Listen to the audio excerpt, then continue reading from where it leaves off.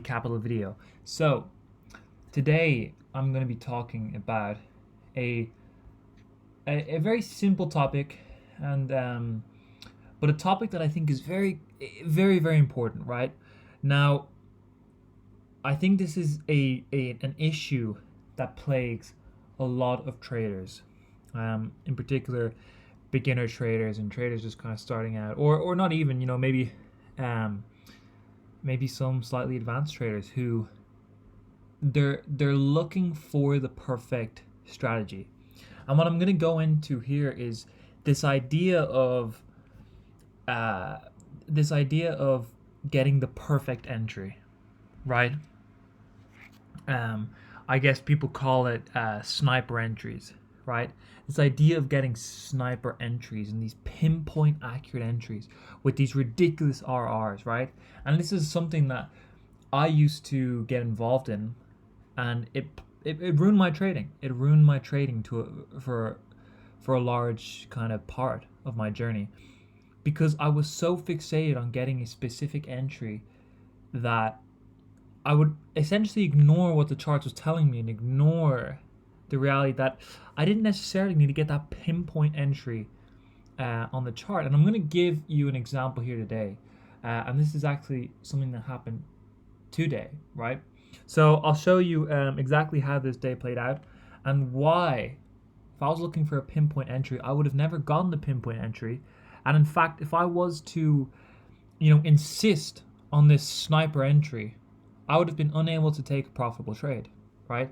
So that is the topic of discussion here today. And I'm just going to write it up on the screen here. So you don't need a sniper entry. You don't need a sniper entry, okay? This is a really important topic. And a lot of you are probably going to be like, I don't care. Whatever. This is the way you trade, and that's fine. But this is something for me in my journey which helped a lot. I know is going to help a lot of traders, right? For example, do you find that you're constantly seeing price come into your level like this, but you're never getting your entry? And then you have to wait hours or days until it comes back into a level of interest, only for you to find that once again price just swiftly moves away from that level, no entry taken, and once again you got to wait for days and days and days. Now if you have the patience and the diligence to deal with that, that's absolutely fine. But if you're someone like me, I wanted to correct my trading. I wanted to find a better way to trade, right? For me personally, and it helped me massively. So I'm going to give you this example here, right? So if you look at this chart, I'm currently in replay mode, and this is what happened today, right? So I'm over here on gold US dollar, and I've just gone into the daily chart, right? So on this day, it's the start of the week. It's Monday. It's Monday the 12th of December, right? And we start. I'll start I'll go straight to the 4 hour, right? So when I arrived at the chart, I was looking at this. Actually, sorry, I wasn't looking at this. I was looking at this exact picture. This was the exact picture I was looking at, right? And overall, and from a higher time frame perspective, I'm bullish. But today, we had a break of structure on the 4 hour. Now, these levels were my levels of interest, right? And it's marked out more clearly on the 1 hour, right? So we had this strong break of structure, this decent break of structure on the 4 hour, in line with a few other confluences, which I'm not going to go over here. But essentially, we had this 4 hour break of structure, and I was looking for some shorts on gold, okay? Now, what we had was the other thing that we had, which was a bearish confluence for me, was you had a break of the previous day's low, right? And so once we had this confirmation of bearish structure, I was looking at levels in which I was going to look for shorts, right? So my first level was right here at 1794.5. So I had this level marked out, and what we saw here was price came into this level at approximately 6 a.m. and I was hunting for an entry. So I'm straight down onto 5 minute. I'm looking for an entry at this level, right? And we're just the main thing that I do when price enters a level, I just pay attention. How are the candles moving? What's happening? And just looking if I can get, if there's any major breaks of structure, if there's any clear signs of a shift in trend, and then I look to enter the trade, all right? So right here, what we saw was, straight off the bat, kind of this weak price action, okay? Some people might argue there's breaks of structure in there. For me, it's weak price action. I'm not interested in it, right? And then essentially we got this strong break of structure. There's no entry here, right? There's no entry here. Now, if you're one of these pinpoint sniper entry traders, you would have never got a trade in there. Maybe if you went onto the 1 minute, so on and so forth, you could possibly find a trade. I'm not interested in going all the way down into the 1 minute, right? So for me here, you can clearly see no trade. Price kind of range a little bit here. Didn't do too much. We had a little bit of a breakout candle, but very weak price action. Then we had the sudden move down, right?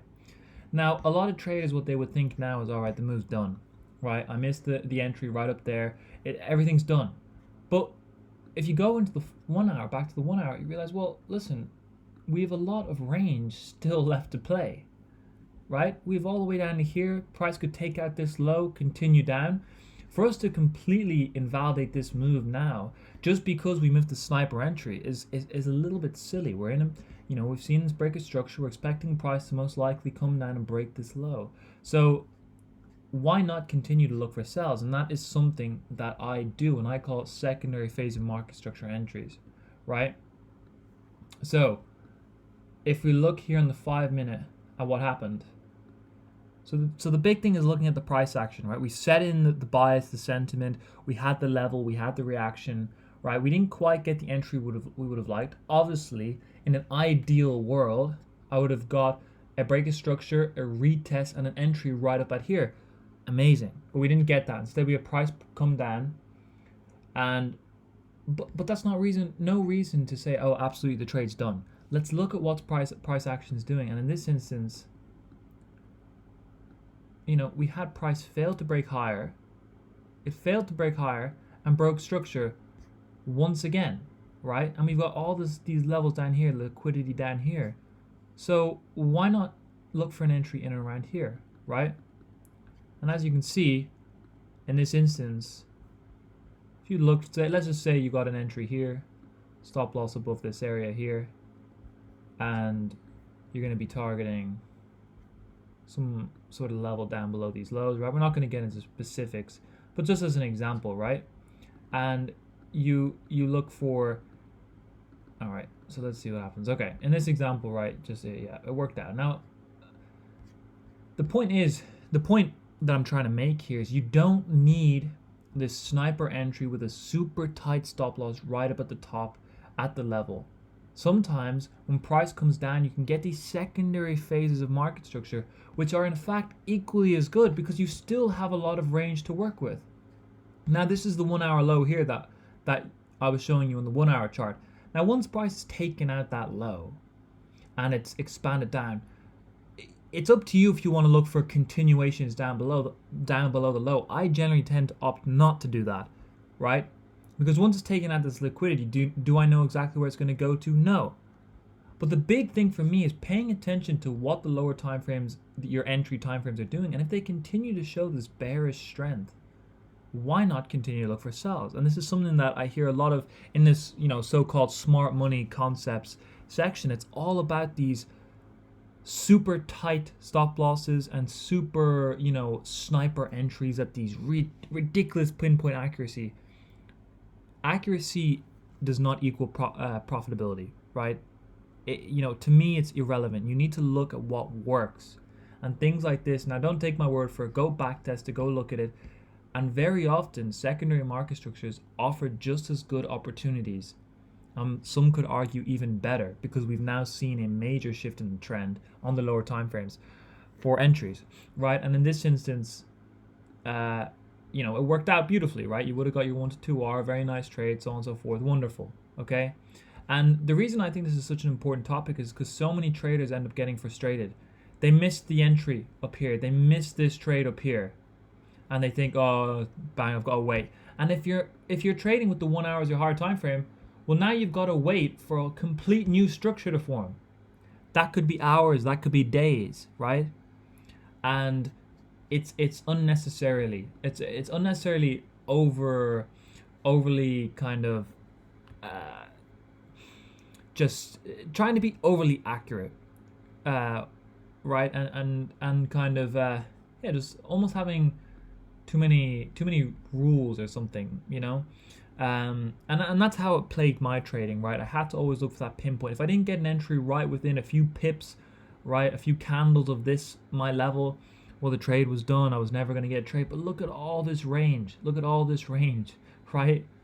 And so that's just a very quick concept, a quick idea that I want to share with people. It's something that has helped my trading massively, shifted my trading a lot, realizing I don't need these crazy sniper entries. I don't need these crazy tight stop losses, this hyper-specific entry, right?